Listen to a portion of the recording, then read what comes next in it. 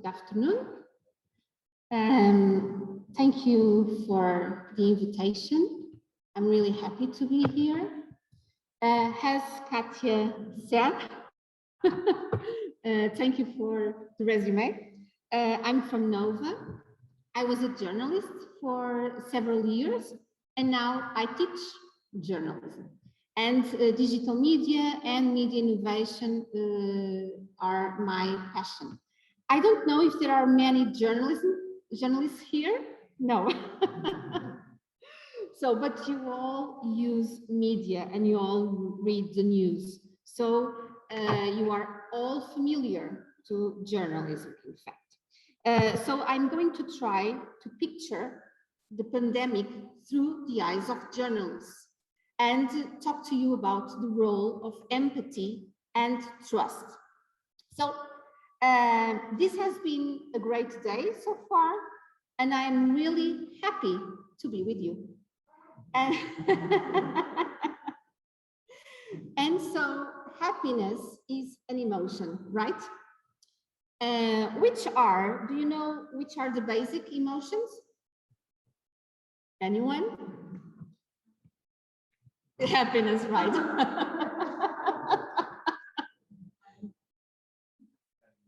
Sadness, fear, good. Anger, really good. Okay, so this is the color Monster. I don't know if you know it. It's a really great book for children to help them dealing with the feelings and emotions. So yellow is for joy, black is for fear, red is for anger, blue is for sadness, and green is for calm. So these are the basic emotions. And there are also two important ones, empathy and trust, okay? So these are very important emotions, empathy and trust. Do you know what's the word for the lack of emotions? Yes, right, apathy. Apathy is indifference, so a lack of feeling, emotion, interest, or concern about something. And apathy is the biggest problem with journalism today. It's the biggest problem. Let me explain you why, briefly. So when social media appeared, they were highly engaged, right? So everyone liked pictures of cats, really great cats, okay? And even today, people are more engaged with pictures of kittens, okay, than they are with images of refugees or war or homeless, okay? Or, for example, numbers of COVID pandemic. And this is a huge problem because the banalization of images that are on social media spread by journalism is a big problem, okay? And another problem was fake news and disinformation. People don't know how to distinguish disinformation from the information spread by journalists. So at the same time, in the digital era, everybody can create something and put it on social media and put it on digital environment. So the crisis that journalism faces today is a crisis of authority and trust. People don't trust journalists. People don't, they question the authority and the existence of journalists today. Last week, the Writers' Institute for the Study of Journalism published a report about the attitudes towards news, and they concluded that indifference, not hostility, as most of people think. is the primary challenge for journalists when trying to increase trust in news. So, journalism is trying to innovate in products, in positioning, in business model, in storytelling formats and techniques to overcome this problem of apathy. So how is it trying to do that? With emotions. You all think, when you think about journalism, you think about objectivity, right?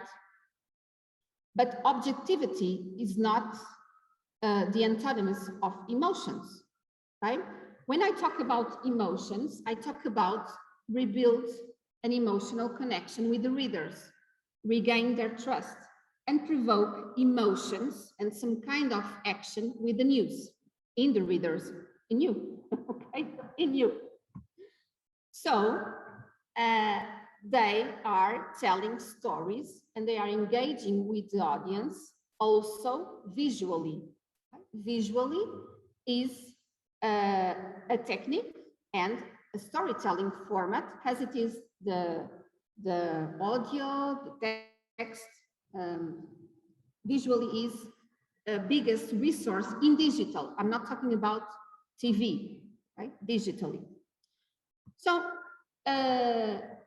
visual storytelling is being applied by journalism to switch off the apathy and switch on the empathy. Okay, what it is empathy? I don't know if you know the meaning. Empathy is a dynamic, is a psychosocial dynamic that when mediated in this case by journalists, can facilitate the thoughts, feelings, experiences, or perspectives of another entity, okay? And we can do that with technology, for example, behavior or social characteristics. Everyone began to talk about empathy with virtual reality, okay? When virtual reality appeared and 360 degrees videos, everyone began to talk about empathy because with virtual reality, we can put the user in a space, in a virtual space. But the fact is, the media can't do that often because virtual reality is a bit expensive.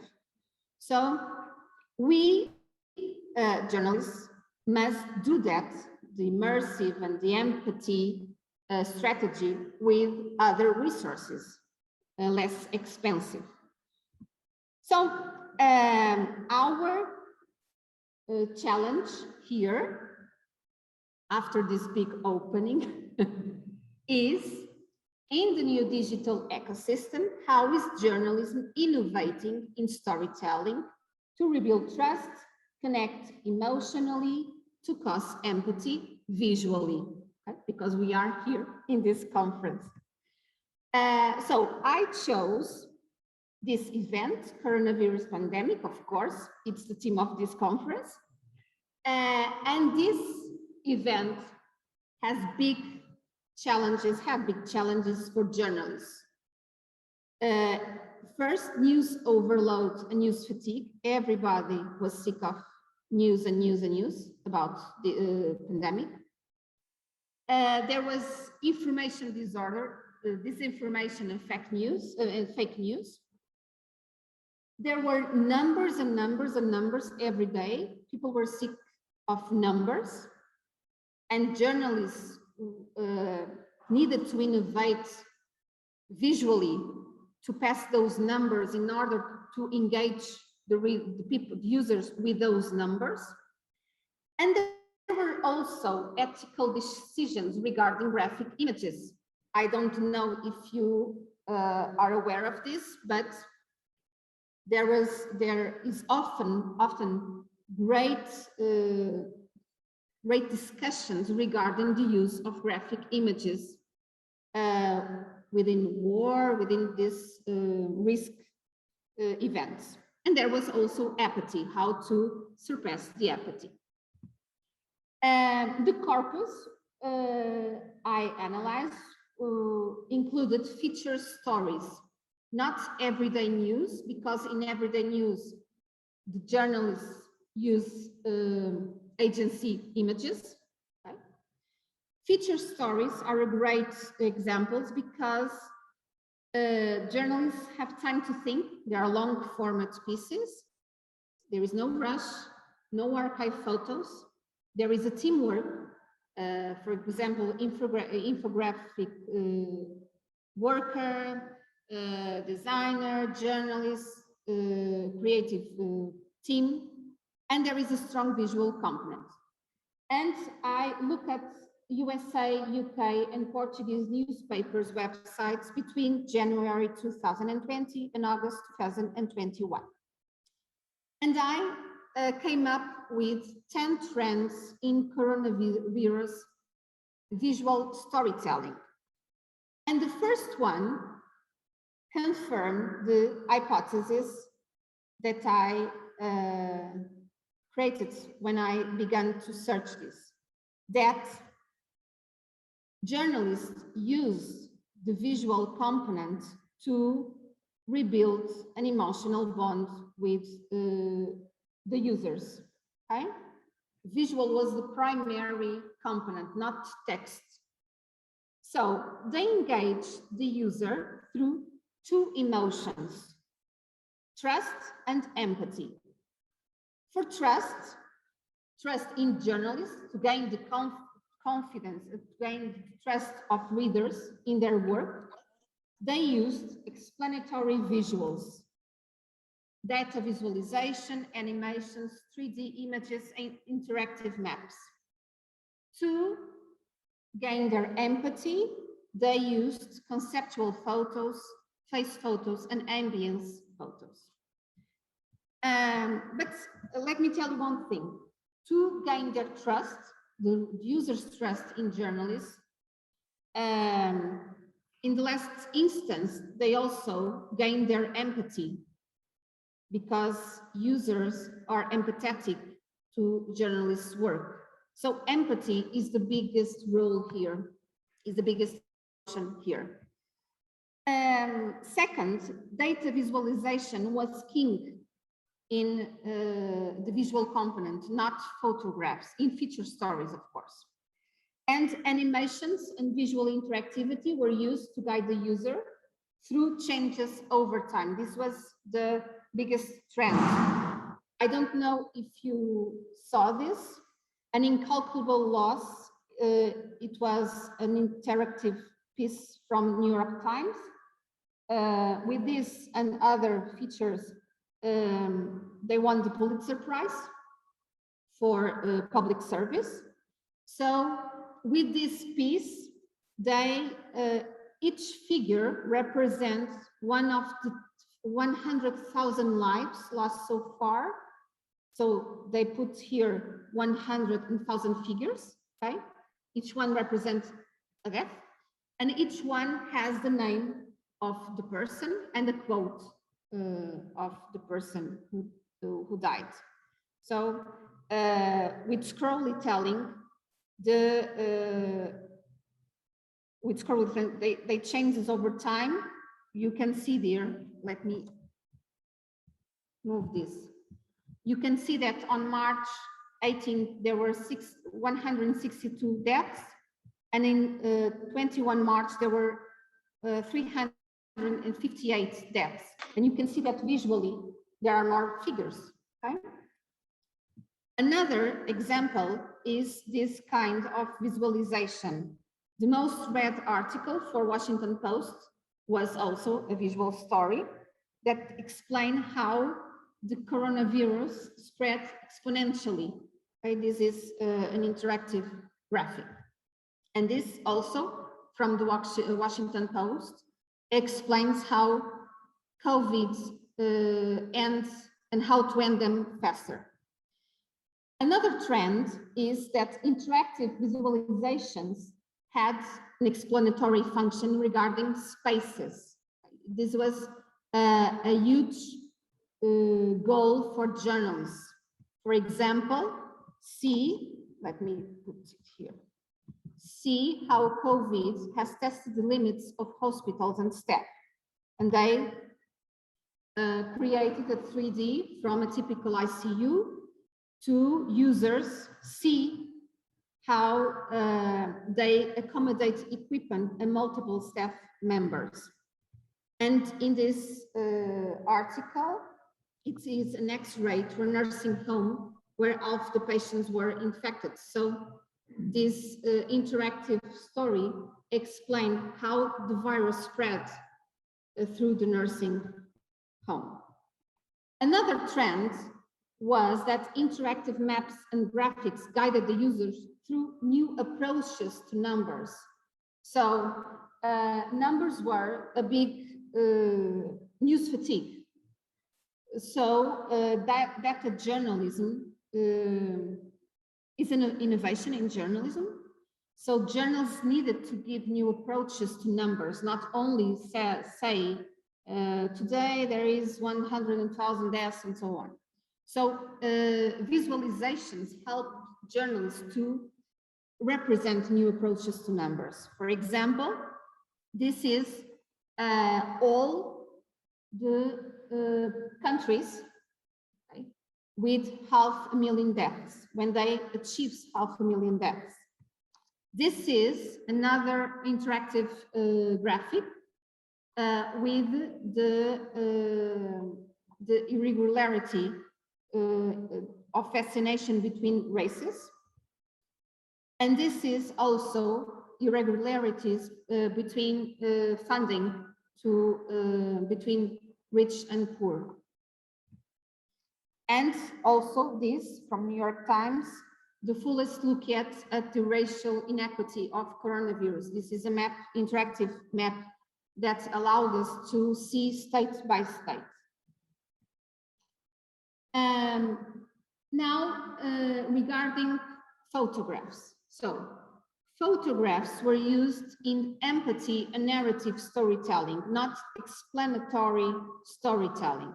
So, in explanatory storytelling, they used graphics to regain authority and trust, something that on social media and citizen, someone like us couldn't do that because we didn't have the resources to do that. In narrative storytelling and empathy storytelling, journalists used photographs. And how did they use that? So this is, I know that you know this. This was the World Press Photo of the year. It is an 85-year-old Brazilian woman getting her first embrace in 5 months from a nurse through a transparent hug curtain. And the photographer, Matt Nissen, say precisely that the main message of this image is empathy, it's love and compassion. And another trend in narrative storytelling was now and then, okay? Full and empty. For example, in this article with the title, it may not have started here, but the novel coronavirus became a US tragedy, the users see full spaces and then empty spaces. This was a recurrent storytelling technique in narrative storytelling. Another trend was graphic images. And this, as you know, graphic images raise ethical questions. So how did the journalists represent death? They represented in situations of minority and vulnerable groups to provoke empathy, but death was framed in the environment, okay? For example, here, the feature story about the Amazon, the death in Amazon, you can see here that the photographer don't focus on the dead person. They focus on the environment to see how this person lived, okay? See, here in the nursing home, you can see the person. You can see his face. You see the ambience. You see the nursing home, okay? And that's a huge step comparing to scenes from war or images from Ebola coverage, for example. Another patient in nursing home. Regarding immersive visuals, they were used to cover the daily routines at the hospitals, okay? So videos or immersive photographs were used inside the hospitals. For example, here, to see what the staff was doing. And this was the more graphic images you can see. This is a video, and this is the image of a morgue. I don't know, is morgue here? Okay. So inside the hospital, it's the most graphic images that journalists use.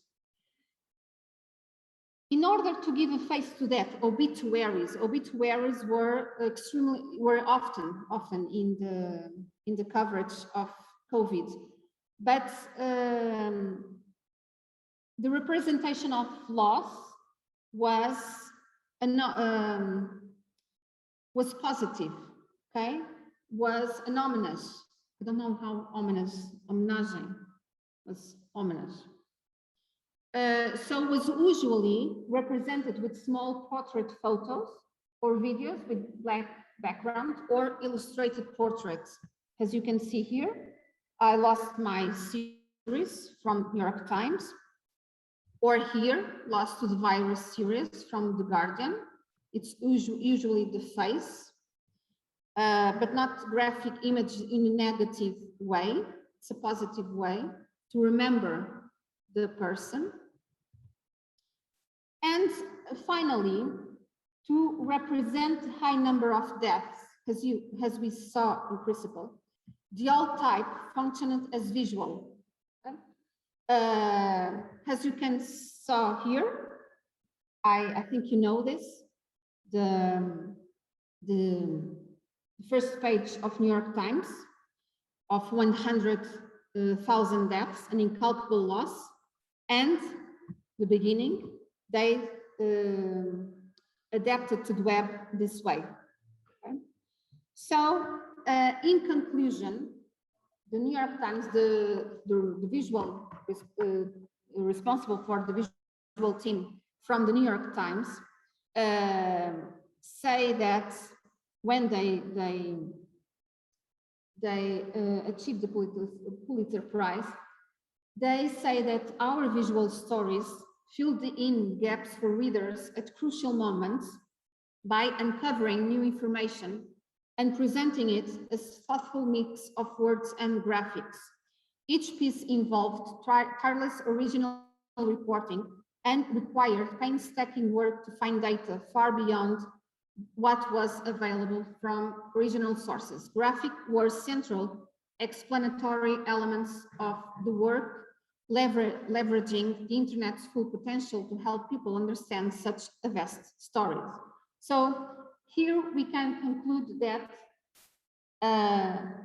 in digital, and this is a huge difference for us journalists, visual represents a big component in storytelling, in a risk event coverage.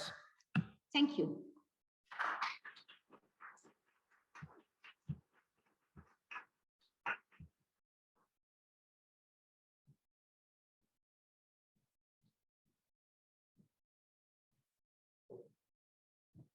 Thank you so much, Dora. So, like we did early in the morning, I will invite you to go to our garden conversation, where Dora could speak a little bit more with us, and we can have just making questions or just an informal conversation with Dora. Once again, you can pick some coffee or something that you want to, and we go to the garden. Thank you so much.